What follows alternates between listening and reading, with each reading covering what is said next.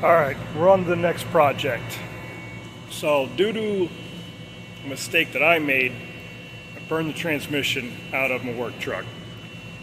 And, can't do homesteady, farmy type things without a work truck. So, we're going to do junkyard trans, some filters, fluids, seals. We're going to throw some new parts and some old parts in this trans, get it swapped into the truck. The upside is it's a two-wheel drive Chevy, so it's not a difficult job to do, but it's one we got to do. This time I'll hook the vacuum lines up right so that I don't cook the transmission out in 2 months, because that sucks. Luckily, this is only about a $150 mistake. This is one I don't really want to make again. So we're gonna get all this stuff, we're gonna get this transmission prepped and ready to go in the truck, and tomorrow morning, hopefully, maybe tonight, we'll get the truck out here, hopefully under its own power, maybe on the rope, we'll see. And we'll get this tranny swapped out. We can move on to the next set of projects. So let's go over what we got here. So this is a Turbo 400. It's a Chevy automatic, 3-speed. Our CQ tag says that it's out of a 69. Something was backed up to a 427. So this is going to hold up to our 6.2 just fine. We're going to replace the modulator.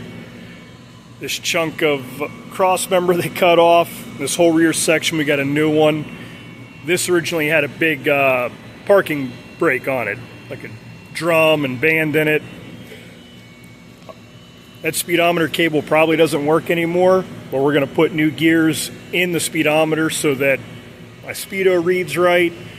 Reverse light. This is a pressure port here. Eventually I'd like to tie into that and get a pressure gauge for inside the truck along with a temp so we can see what it's doing. We can see they used a cutting torch to cut the linkage off, but that's fine. We'll unpin it there. We're going to reuse the torque converter because that's heavy duty with 6 tabs. This is our new tail housing section, speedometer gears. So for now, I'm going to strip off all this stuff that we don't need, get the pan off, clean the inside out. We've got a new filter and oil pan gasket, front and rear seal. So we'll get this thing all prepped up so that tomorrow it's good to go. We can just throw it in, bolt it in, add our fluids, and hopefully drive it. With our tail housing off, we can see some interesting differences. The transmission that I'm taking out of the truck, this gear is plastic and removable. This one does not look like it is. So hopefully I can just throw in this part from mine and it all meshes to get the gearing right. I'm gonna guess that the angle of the bevel is the same. It's just gonna be the diameter of that gear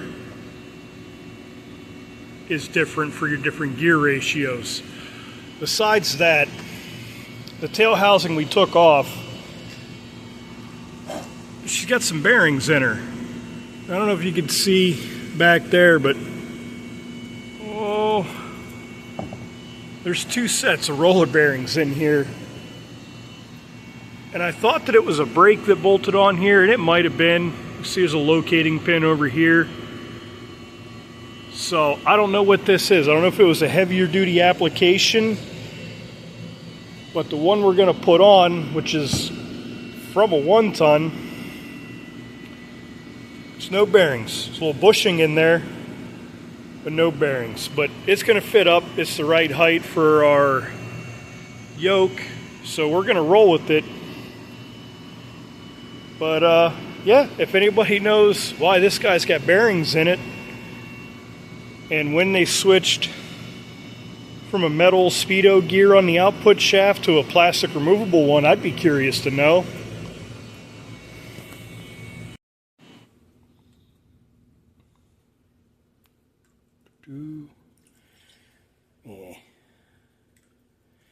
you don't need to worry about the spicy coffee creamer.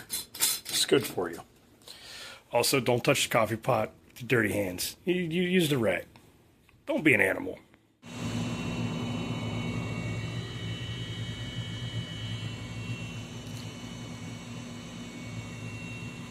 Old stuff, new stuff.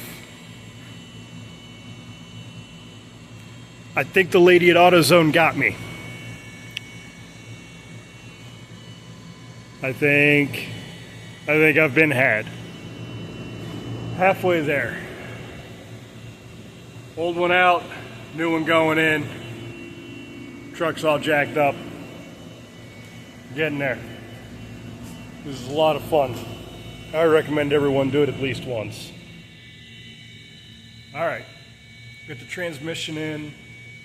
Just put in a new vacuum modulator. Did some repairs on fuel return lines so it'll leak less fuel.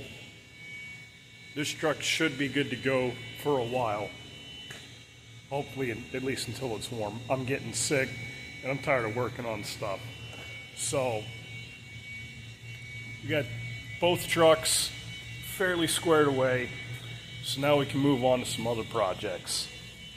I think next is fixing the skid steer so I can move heavy stuff around so we can get into the fun stuff. So I'm here editing this video before I put it up, and it occurred to me that there's no footage of me actually taking this trans out or putting it back in.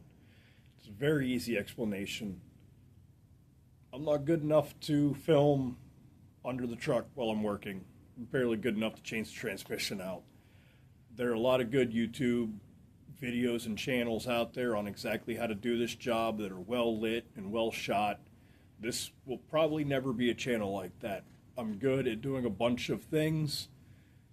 I'm not really a subject matter expert on much, and I just kind of muddle my way along. So that's the reason that we went from there's a transmission on the table to one on the floor to the truck is running, just because shooting that is kind of difficult for me. But the truck is on the road with a transmission in it that we unfroze, pulled out of a field, threw some filters and gaskets in it, crossed our fingers and hoped that it had all of its gears. And it does. So, finish this video up with this little explanation, disclaimer. This is not a super in-depth DIY thing. This is just me doing stuff cheap and dirty. Your mileage may vary, but I hope that seeing me do stuff like this is going to get you to get out there and tackle your little projects. Keep making those little steps towards whatever your big, impossible dream is. See you guys next week.